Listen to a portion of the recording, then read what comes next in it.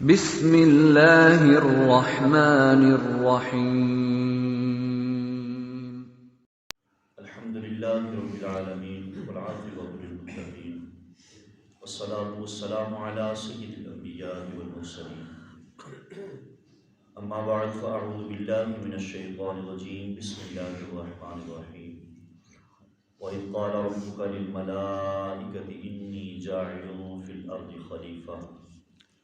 قالوا أتجعل فيها من يفسد فيها ويسفك الدماء ونحن نسبح بحمدك ونقدس لك قال إني أعلم ما لا تعلمون آمنت بالله صدق الله مولانا العظيم وبلغنا رسوله النبي الكريم الأمين۔ اور فرمایا جب تمہارے رب نے، اور یاد کرو جب فرمایا تمہارے رب نے فرشتوں سے کہ بے شک میں نائب بنانے والا ہوں زمین میں، تو عرض کیا انہوں نے یعنی فرشتوں نے، کیا تو اسے نائب بنائے گا زمین میں جو فساد پھیلانے والا ہے اور جو خون ریزی کرے گا، اور ہم تیری تعریف تیری پاکی بیان کرتے ہیں اور تیری حمد بیان کرتے ہیں۔ تو فرمایا بے شک میں بہتر جاننے والا ہوں جو تم نہیں جانتے۔ الصلاۃ والسلام علیک یا سیدی یا رسول اللہ، الصلاۃ والسلام علیک یا سیدی یا حبیبی یا محبوب اللہ، الصلاۃ والسلام علیک یا سیدی یا رحمۃ للعالمین وعلی آلک واصحابک یا حبیبی یا سیدی یا سیدی یا سیدی یا محمد رسول اللہ صلی اللہ علیہ وسلم۔ اللہ تبارک و تعالیٰ کی لا تعداد بے شمار حمد و ثنا کے بعد درود و سلام کا نذرانہ حضور تاجدار مدینہ سرور قلب و سینہ فیض گنجینہ صلی اللہ تعالیٰ علیہ وآلہ وسلم کی بارگاہ میں میرے واجب القدر بزرگ اور دوستوں نوجوان ساتھیوں، سورۃ البقرہ کی آیت نمبر 30 آپ کے سامنے تلاوت کرنے کا شرف حاصل کیا ہے۔ اس کی تفصیل میں بہت کچھ بیان کیا گیا ہے، لیکن انشاءاللہ عز و جل 1 2 یا 3 دنوں میں بالکل اختصار کے ساتھ آپ کے سامنے چیزیں عرض کی جائیں گی۔ دعا ہے خالق کائنات میری زبان پہ حق جاری فرمائے اور ہم سب کو سن کر عمل کی توفیق عطا فرمائے۔ سب سے پہلے اس آیت مقدسہ کا پچھلی آیتوں کے ساتھ تعلق بڑا گہرا تعلق ہے کہ پچھلی آیت مقدسہ میں اللہ تبارک و تعالیٰ نے حضرت انسان کی تخلیق کا ذکر فرمایا، اور اس انسان کی تخلیق کے لیے اور اس انسان کے زندہ رہنے کے لیے جو جو چیزیں ضروری تھیں ان کا ذکر فرمایا۔ تو سوال یہ اٹھ سکتا تھا کہ انسان سے طاقتور، انسان سے زیادہ تعداد میں، کثرت میں اور بھی مخلوق موجود ہے جو انسان سے دیکھنے میں بڑی بھی ہے اور طاقتور بھی زیادہ ہے، یعنی جیسے فرشتوں کی تعداد یا جنوں کی تعداد یا دوسری مخلوق جو ہے، تو پھر انسان کو اتنی برتری کیوں؟ انسان سب سے اشرف کیوں؟ تو اللہ تبارک و تعالیٰ نے اس آیت مقدسہ میں اس اٹھنے والے سوال کا جواب اس آیت مقدسہ میں ذکر فرمایا ہے کہ رب ذوالجلال نے فرمایا، پچھلی آیت مقدسہ میں خالق کائنات نے فرمایا تھا کہ انسان مقصود کائنات ہے، یعنی زمین و انسان کے پیدا کرنے کا اصل مقصد جو ہے وہ حضرت انسان ہے۔ اس آیت مقدسہ میں خالق کائنات نے یہ بھی فرمایا کہ انسان مقصود کائنات بھی ہے اور انسان مسجود کائنات بھی ہے، یعنی حضرت انسان کے بابا ابا جان حضرت آدم علیہ السلام، ان کو جب فرشتوں سے سجدہ کروایا گیا تو پھر جو چیز فرشتوں کے تابع ہے سمجھو انہوں نے بھی سجدہ کر دیا، تو حضرت انسان مسجود کائنات بھی ہے، یعنی ساری کائنات جو ہے وہ حضرت انسان کی طرف جھکنے والی ہے، سجدہ جھکنے کو کہتے ہیں۔ تو آئیے ذرا غور کیجیے، اس آیت مقدسہ میں بے شمار باتیں جو ہیں ایمان کو تازہ کرنے والی خالق کائنات کی آیت مقدسہ میں ذکر فرمائی ہے۔ توجہ کے ساتھ سنیے گا، میرا بولنے کا مقصد بھی پورا ہو جائے گا اور ہمارا یہاں جمع ہونے کا مقصد بھی انشاءاللہ عز و جل اللہ کے فضل و کرم سے پورا ہوگا۔ خالق کائنات نے فرمایا وَإِذْ قَالَ، وَإِذْ میں علماء اکرام جو ہیں وہ چونکہ یہ فعل کو چاہتا ہے تو یہاں علماء اکرام اس کو لفظ جو ہے اس کو پوشیدہ مانتے ہیں، یعنی وہ چھپا ہوا ہے۔ جہاں بھی اس لفظ آئے اس، وہاں سمجھ لیجئے کہ اذکر یعنی یاد کرنا یا ذکر کرنا مقصود ہوتا ہے۔ وَإِذْ قَالَ مقصد اذکر قال، کہ اے محبوب یہ کلام تیرے اور میرے پیارے محبوب صلی اللہ علیہ وآلہ وسلم سے ہے۔ رب ذوالجلال فرماتا ہے اے محبوب یاد کیجئے یا ذکر کیجئے۔ اب یہاں سوال یہ ہوتا ہے کہ یاد کروانا وہاں ہوتا ہے جہاں پہلے کوئی چیز بتا دی گئی ہو یا دکھا دی گئی ہو۔ کسی کو کسی چیز کا علم ہی نہیں یا اس نے وہ چیز دیکھی ہی نہیں تو اس کو یاد کہاں سے آئے گا؟ تو پتہ یہ چلا کہ حضور علیہ السلام اس آیت مقدسہ کے صرف ایک لفظ سے میرے محبوب کا علم غیب ہونا بھی ثابت ہوتا ہے اور میرے محبوب کا حاضر و ناظر ہونا بھی ثابت ہوتا ہے۔ یعنی اس کو یاد کیجئے یا ذکر کیجئے۔ تو پتہ چلا کہ جب یہ واقعہ پیش آیا اس وقت تیرے اور میرے محبوب صلی اللہ علیہ وآلہ وسلم وہاں حاضر بھی تھے اور آپ کو ان باتوں کا علم بھی تھا۔ رب ذوالجلال نے سارے واقعات دکھا بھی دیے۔ اس چونکہ ظاہری حیات مقدسہ میں میرے محبوب نے تاریخ کی کتابیں تو نہیں پڑھی، کسی استاد سے جا کے تعلیم حاصل تو نہیں کی، لہٰذا پتہ چلا کہ میرے محبوب اس وقت بھی جب حضرت آدم کی تخلیق ہوئی تو یہ حدیث مبارکہ میرے محبوب نے جو فرمایا کہ جب آدم مٹی اور پانی کے درمیان تھے میں اس وقت بھی نبی تھا۔ میرے محبوب اس وقت بھی جلوہ گر تھے۔ رب ذوالجلال نے فرمایا وَإِذْ، اور یاد کیجئے، قال جب کہا تمہارے رب نے، قال ربک جب کہا تمہارے رب نے۔ تو یہاں رک کر میں یہ بھی نکتہ عرض کروں، جو نبی زمانے گزرے ہوئے کے حالات جانتا ہے، گزرے ہوئے زمانے کے جو نبی حالات جانتا ہے تو پھر ماننا پڑے گا اس نبی کو آئندہ کے حالات بھی پتہ ہے۔ قیامت تک جو کچھ ہونے والا ہے سب الحمدللہ ثم الحمدللہ میرے لجبار نبی کو خالق کائنات نے یہ غیب کا علم آپ کو عطا فرمایا۔ رب ذوالجلال نے دوسرے مقام پہ فرمایا نا، مشہور معروف یہ آیت مقدسہ ہے، اِنَّا أَعْطَيْنَاكَ الْكَوْثَرَ، یعنی کوثر کی چابیاں، تمام زمین و آسمان کے خزانوں کی چابیاں جو ہیں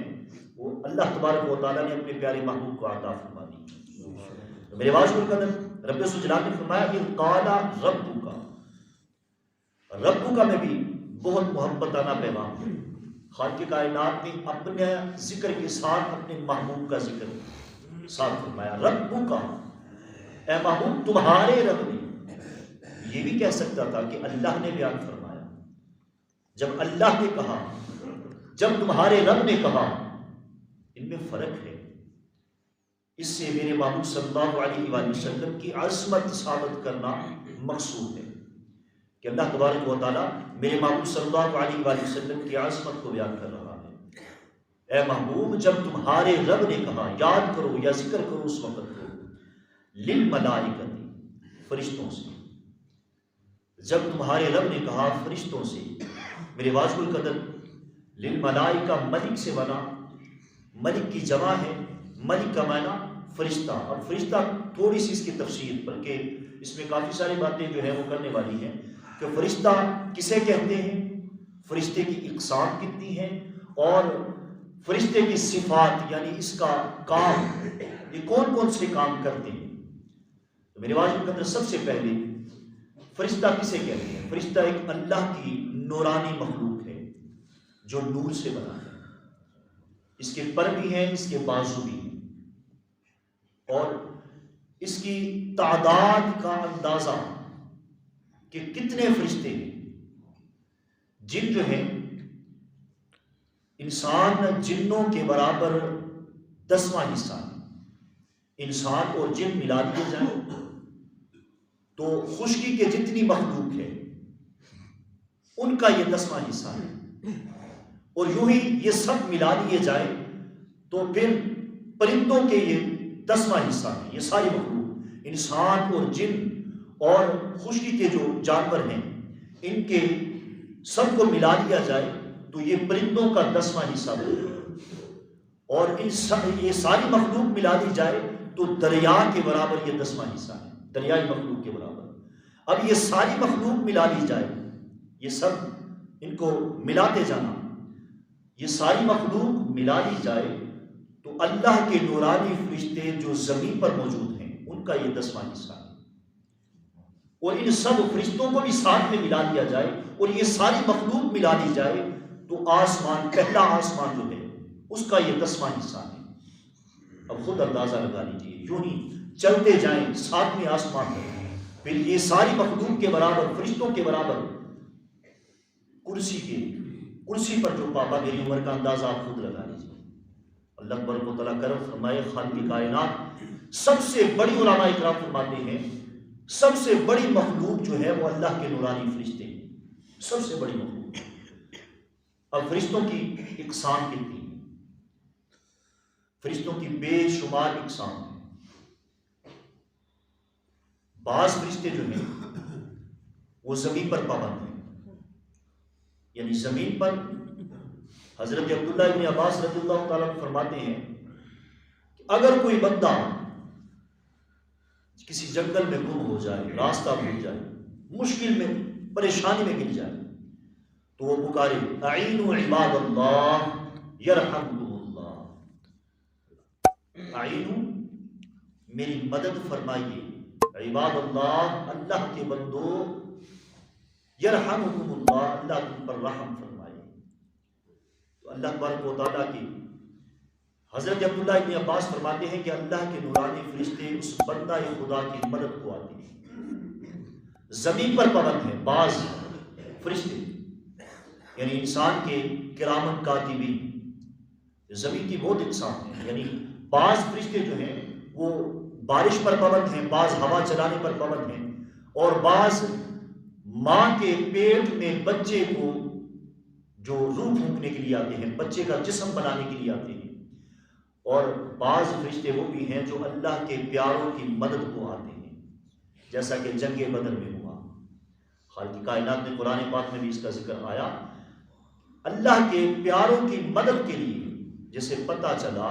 کہ اللہ کے پیاروں کو کوئی پکارتا ہے تو وہ مدد کو آتے ہیں، کوئی پکار کر دیکھے اللہ کے پیارے جو ہیں وہ اپنے پیاروں کی مدد کو ضرور آتی ہیں۔ اور بعض فرشتے جو ہیں وہ آسمان پر پابند ہیں، 7 آسمان پر، بعض عرش کا طواف کر رہے ہیں، چاروں اور جو ہیں عرش کا طواف کر رہے ہیں، بعض فرشتے عرش کے پائے پکڑ کے کھڑے ہیں۔ تو میرے واضح القدر، اب فرشتوں کی صفات،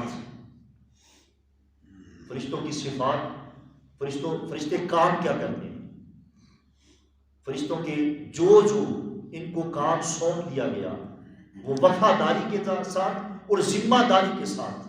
اللہ کے نورانی فرشتے جو ہیں یہ ہر گناہ سے پاک، بلکہ میں یوں کہوں گا کہ گناہ کے ہر گاف سے پاک ہیں، معصوم ہیں، گناہوں سے پاک، شک سے پاک، اللہ کے معصوم فرشتے ہیں۔ جو کام ان کو سونپ دیا گیا وہ وفاداری اور ذمہ داری کے ساتھ کرتے ہیں، ہر وقت اللہ کی عبادت میں مشغول ہیں۔ بعض فرشتوں کے بارے میں آتا ہے کہ وہ ہر وقت قیام میں کھڑے ہیں، بعض فرشتے رکوع میں کھڑے ہیں، بعض فرشتے جو ہے وہ قعدہ میں ہیں، بعض فرشتے سجدے میں ہیں، یعنی ہر وقت اللہ کی تسبیح بیان کرنے والے ہیں۔ اور یہ بھی یاد رکھیے کہ حضرت آدم علیہ السلام کی تخلیق سے پہلے 60,000 سال پہلے جنات کو اللہ تبارک و تعالیٰ نے زمین پر مقرر کیا، یعنی جنات زمین پر رہتے تھے اور فرشتے آسمان پہ رہتے تھے 60,000 سال تک، 60,000 سال تک غالباً جنات جو ہیں وہ زمین پر بسے رہتے۔ اس کے بعد یہ آپس میں خون ریزی، فساد پھیلانا شروع کر دیا جنات نے۔ تو اللہ تبارک و تعالیٰ نے یہ جو ابلیس ہے نا، جس کا نام پہلے عزازیل تھا، اس کو اللہ تبارک و تعالیٰ نے حکم دیا کہ ان جنات کو زمین سے نکال کر جزیروں میں اور پہاڑوں میں ان کو بھیج دیا جائے۔ تو یہ عزازیل یعنی ابلیس جو ہے، جو آج خبیث ہے، جو آج لعین ہے، یہ بڑا عبادت گزار ہوتا تھا، پہلے اس کا نام عزازیل تھا۔ اس کے ساتھ فرشتوں کی ایک جماعت بھیجی اور جنات کو زمین سے نکال دیا گیا۔ یہ اب پہاڑوں میں ہے اور جزیروں میں ہے۔ تو جب زمین سے نکال دیا گیا، یہ ابلیس کو اس عمل کے انعام میں اللہ تبارک و تعالیٰ نے زمین کی بادشاہت اور پہلے آسمان کی بادشاہت اور جنت میں داخلے کا حکم دے دیا گیا کہ تو زمین کی بادشاہت بھی تیرے حوالے ہے، زمین کا تو بادشاہ ہے، پہلے آسمان کا تو بادشاہ ہے، اور جنت میں جب چاہے تو جا سکتا ہے اور باہر آ سکتا ہے۔ تو جب اتنا بڑا انعام اس کو ملا تو اس میں اس نے فخر محسوس کیا، اور اس فخر نے یعنی میں اتنا بہتر ہوں، اتنا اعلیٰ ہوں کہ مجھ سے زیادہ بہتر کوئی ہو ہی نہیں سکتا۔ اب جب اس کے اندر میں آئی تو اس میں نے اس کا کھانا خراب کر دیا، اس کا بیڑا غرق ہو گیا، ساری عبادت جو ہے وہ ساری کی ساری ضائع ہو گئی۔ اب قیامت تک جتنی مخلوق خالق کائنات پیدا فرمائے گا، سب ہی اللہ کی مخلوق، اللہ کے نورانی فرشتے اور خود رب ذوالجلال اس ابلیس پر لعنت کرتا ہے۔ اللہ تبارک و تعالیٰ کرم فرمائے، صرف اتنا اس حد تک واقعہ اپنے ذہن میں رکھیں، انشاءاللہ عز و جل آئندہ جو تفسیر آئے گی اس میں سمجھنے میں آسانی ہوگی۔ رب ذوالجلال نے فرمایا، ترجمہ دوبارہ سماعت فرمائیے، خالق کائنات نے فرمایا وَإِذْ قَالَ رَبُّكَ، اور یاد کیجئے یا ذکر کیجئے جب تمہارے رب نے فرشتوں سے کہا انی جاعل فی الارض خلیفہ، بے شک میں بنانے والا ہوں زمین میں خلیفہ یعنی نائب۔ قالوا، تو انہوں نے عرض کیا اتجعل، کیا تو بنائے گا، فیہا، ہا کی زمین کی طرف اشارہ کر رہی ہے، یعنی زمین میں تو بنائے گا من یفسد، جو فساد کرنے والے ہیں، جو فساد کریں گے یا فساد کرتے ہیں، فیہا اس میں زمین میں، ویسفک الدماء، اور خون ریزی کرنے والے ہوں گے، ونحن نسبح، ہم تسبیح بیان کرنے والے ہیں، بحمدک، تیری تعریف، ونقدس لک، اور تیری پاکی بیان کرتے ہیں۔ قال، تو رب ذوالجلال نے فرمایا انی اعلم، بے شک میں اعلم بہتر جانتا ہوں، ما لا تعلم، جو تم نہیں جانتے۔ اللہ تبارک و تعالیٰ کرم فرمائے، خالق کائنات قرآن پاک کو سمجھنے کی، سمجھ کر عمل کرنے کی توفیق عطا فرمائے۔ اللہ تبارک و تعالیٰ حق شناسی کی توفیق عطا فرمائے۔ آمین آمین ثم آمین۔